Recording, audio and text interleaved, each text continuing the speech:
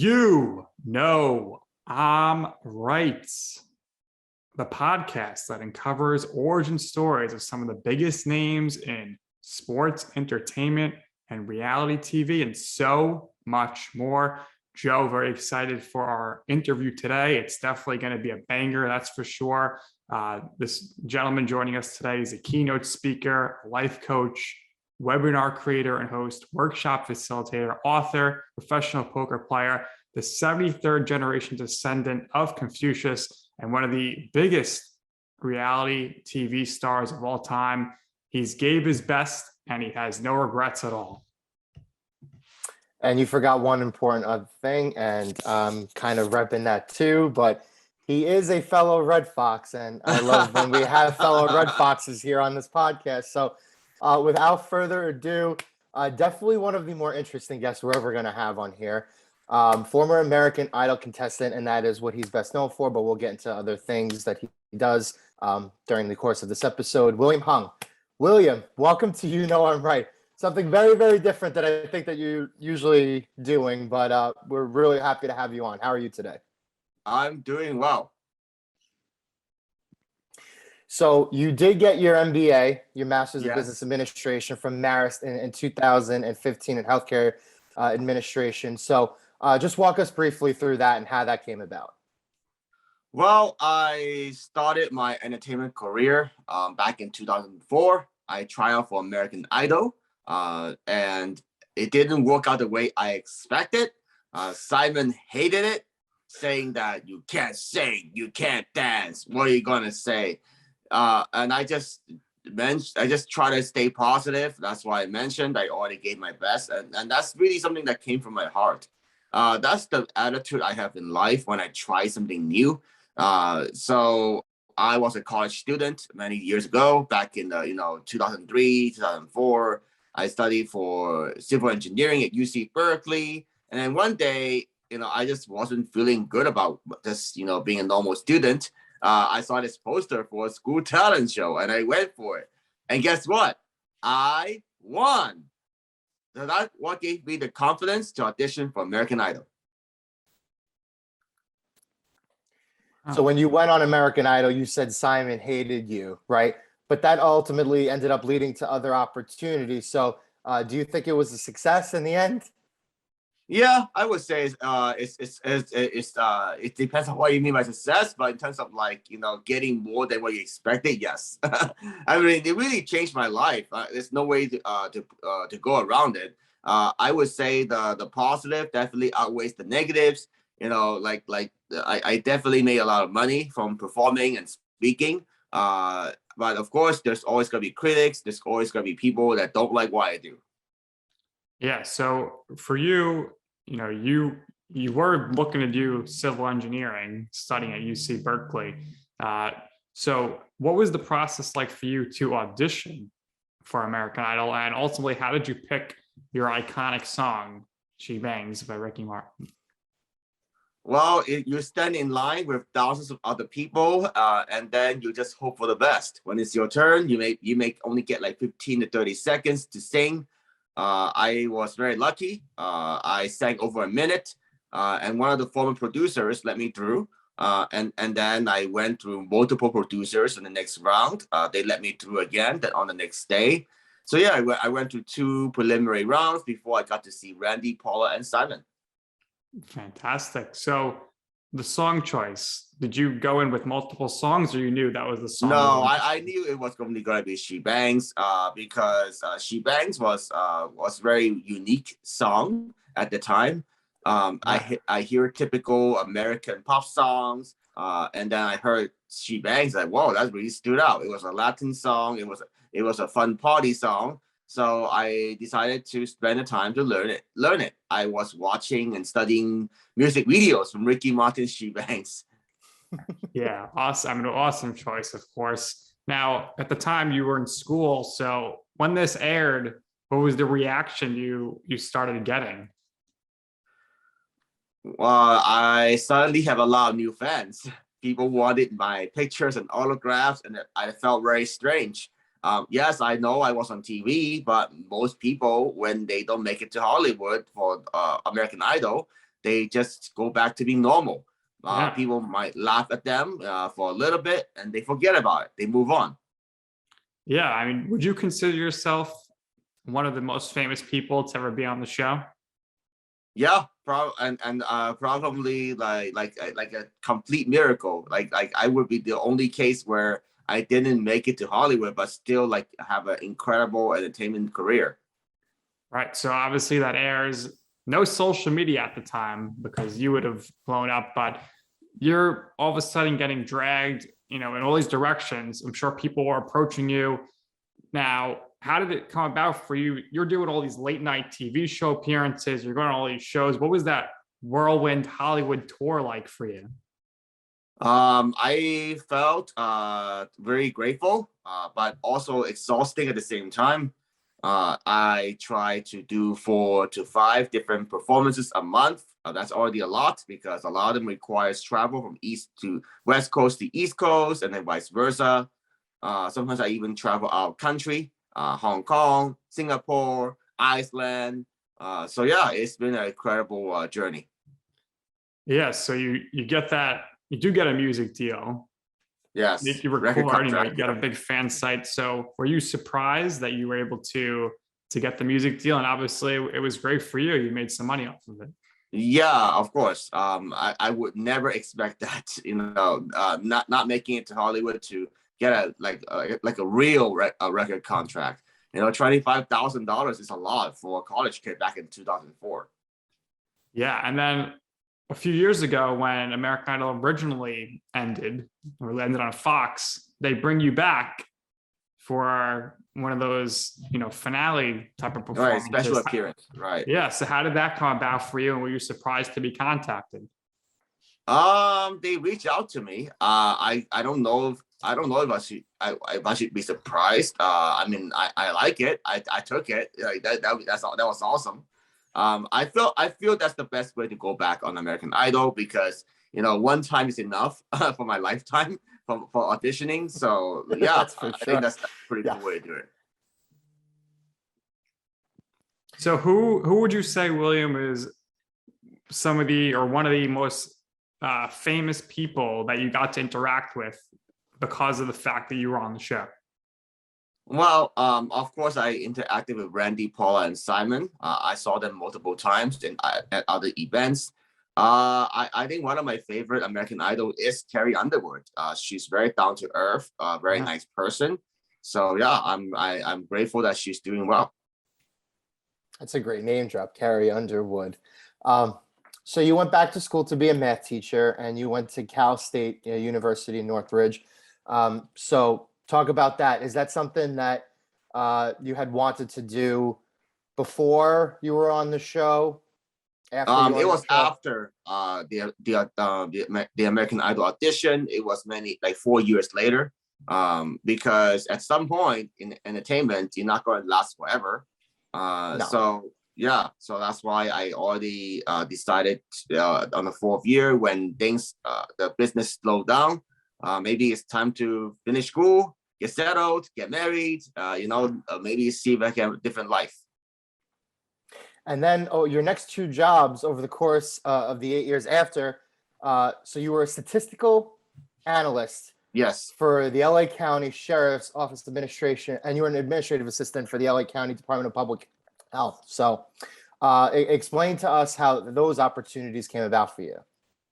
I just looked for it online because I was thinking about being a math teacher, but by the time I graduate and I had the student teaching experience with the kids, I don't think that was the right job for me. I wasn't happy to show up every day. So yeah, you didn't like teaching little shits. Those are the hardest people to teach. I would say it's not. I would say it's also the situation, public school setting. It's just not the best situation. I could consider teaching private school or even open my own online school in the future. But in terms of other opportunities, I saw that I was good at math and statistics. So when I saw a job opening for that sheriff's department, I thought it was a pretty good match. Yeah, and definitely worked out for you. But then in 2017, in May, you founded the William Hung Academy. So tell us what your thought process was in behind that and how you kind of pivoted in your career to really use your name and your fame to your advantage. Yes. So I would say that like for my day job, I was tired of hiding behind the cubicle. So I wanted to get back into the world more. It wasn't like I ever quit music because I just still do it on the side, as another source of income. But it wasn't enough for me to just do it full time. And then, 2017, I realized, you know what, I need to change my life. I need to do something different because I was at a dead end. I was a low point in my life, actually. I went through 2 marriages and 2 divorces by that point. Wow. So it was time for me to change. I would say that I just thought like maybe I can do speaking because people say I was very inspiring. Yeah. Like the inspiration album did really, really well. And it's not necessarily because of my singing, because my singing wasn't that great to begin with. But some of my fans say they really like the motivational messages in between. So I thought maybe I can do professional speaking. So that's how I got started. Yeah, it's a really, really great transition there. And like Nick mentioned at the top, professional poker player. Now, when we were younger, we used to see poker kind of pop up on ESPN with the World Series of Poker. You see the World Poker Tour. So how did that happen? And who are some of the more well-known professional poker players that you've had the opportunity to either meet in person or kind of encounter or cross paths with? Well, one of my favorite poker players I play with is Maria Ho. So yeah, she's a very sweet lady. And then I also I remember that Barry Greenstein busted me. I never forget that. And so yeah, one of the commerce tournaments, late day 2 deep in the money, something like that. Who else? I remember I met Phil Hellmuth as well. I think he's a cool guy outside. Is he as whiny and bratty in person as people say he is? Or I don't think so. He seems pretty subtle, like subdued. Let's put it that way. So everything's a whirlwind for you at this point. 2018, you get the opportunity to sing with Ricky Martin. How did that come about for you? How excited were you to hear that's going to happen, and how nervous were you to perform with him? It was a dream come true. It felt so surreal because Ricky Martin mentioned that he wanted to perform with me multiple times in my life, but it didn't really happen until like 2018. One of my friends heard on the radio that that Ricky Martin was talking about me, so I didn't even think about this one. Like my friend told me, hey, you gotta call up the radio station, see if it's true. They said yes. They said that you need to talk to Ricky Martin's manager. Here's the contact number, and then everything else was done. So where did you sing with him? Where was this performance? It was at Monte Carlo, Las Vegas. Wow, so big crowd. Any nerves? Yeah. Impressive. Yeah, somewhat. Like my feet were shaking a little bit. Wow. Well, I know it's not Ricky Martin, but I want to know if the 3 of us can sing along together right now. You up for that, William? Yeah, One line sure. here. All right, I'll count down from 3. When I say go, we'll start. 3. What are we singing? 2. You know what we're singing. 1. Hit it, William. Street bang, bang, street bang. Crazy 'cause she moves. We're so out of. Crazy 'cause she loves like it flow, but she stay like it be. Yeah, woo! So out of Way to sync. go, William. You You did still the best of the got 3 it. of us. You You still think, Joe? got it.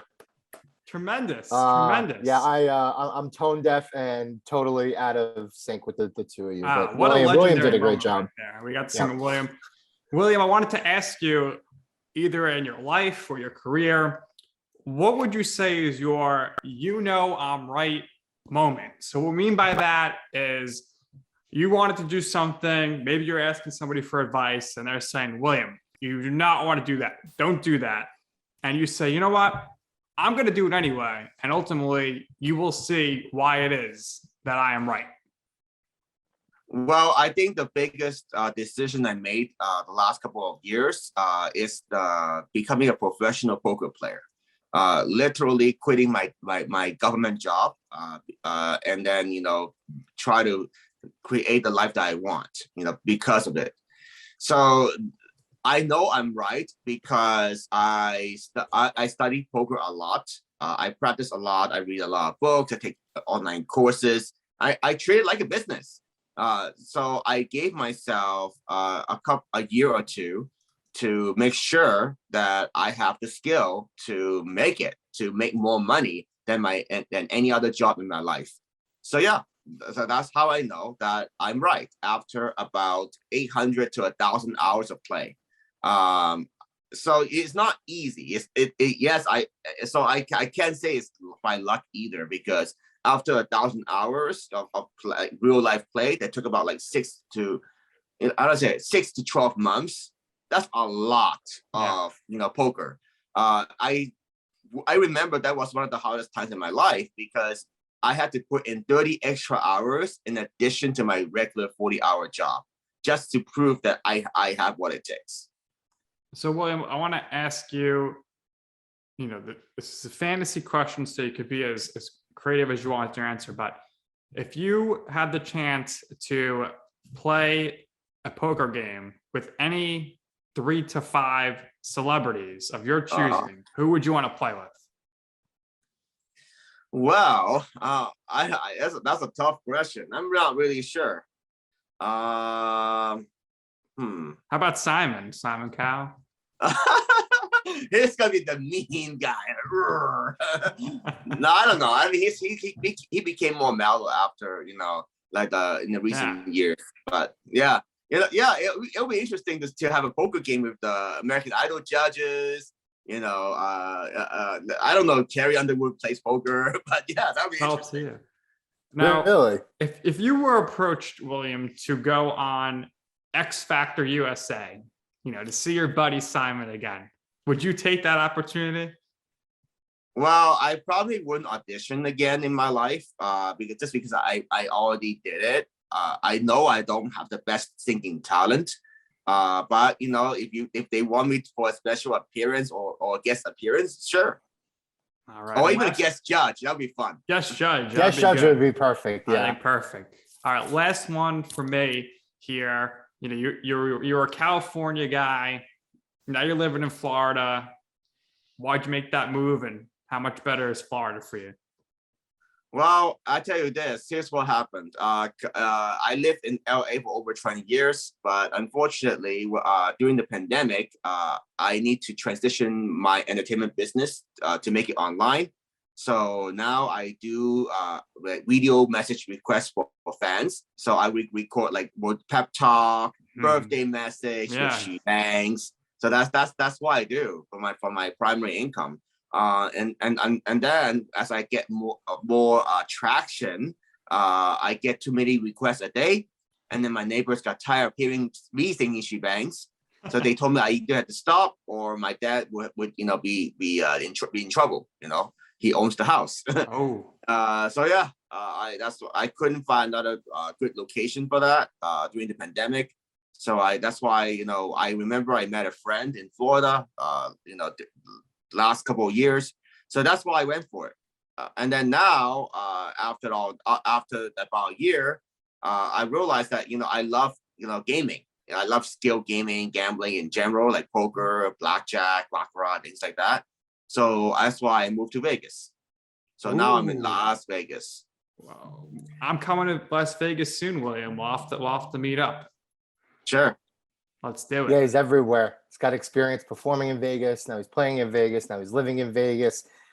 William, last thing from me, and this is very, very special to me. I have another dear friend in my life whose name is Nick. Not this one over here. But when we were younger, some of the best laughs and some of the best memories we had were incorporating your name. And today, as of the recording of this podcast, is actually his birthday. He turns 30 years old today. So if you could give my friend, his name is Nick Nagrowski. So if you could give him a very just special happy birthday, I'm gonna send the video of him. I think he would really, really appreciate it. So if you could do that as a favor for me, I would really, really, really appreciate that.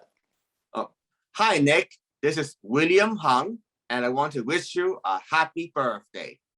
I hope you have an amazing day. And here is a song for you. Happy birthday to you. Happy birthday to you. Happy birthday to Nick. Happy birthday to you. There you go, Joe. William usually charges a lot of money for those. Got that for free. William, thank you for joining us again. We really, really appreciate it. One of the more interesting guests that we've ever had on. Your life is definitely a whirlwind, something incredibly interesting. One of the more well-known reality stars of all time, but you turned that into a lot of different things and a lot of different things for your career over the course of your life. I think you're a huge success. I think you're funny. I think you're humble. Really, really nice. And what we do here is we always give our guests the last word. So if there's anything else you would like to share or promote, now I know you're kind of keeping a low profile now, but if there's anything else you would like to say, the floor is all yours. Once again, thank you again for doing this with us. Well, the best way for you to stay in touch with me is through Instagram at William Hung Official. My website is under construction at the moment because I'm not quite sure what direction I want to go for my life. You know, I still do entertainment, but I'm already making a transition to figure out what my new business will be. I'm not quite sure yet. In terms of like last words, I would say that the best bet you can make is on yourself. You know, like right now, like don't be afraid, you know, to try something new or unconventional, because we know the world is very uncertain. There are no guarantees. So why not live the life you want? Why not try your best so that you have no regrets in the future? Very well said, William. Excellent way to end the podcast. So that's going to do it here for this episode of You Know I'm Right. For our iconic, legendary guest, the man himself, William Hung, my co-host, Joe Calabrese. I am Nick Durst, and this has been You Know I'm Right.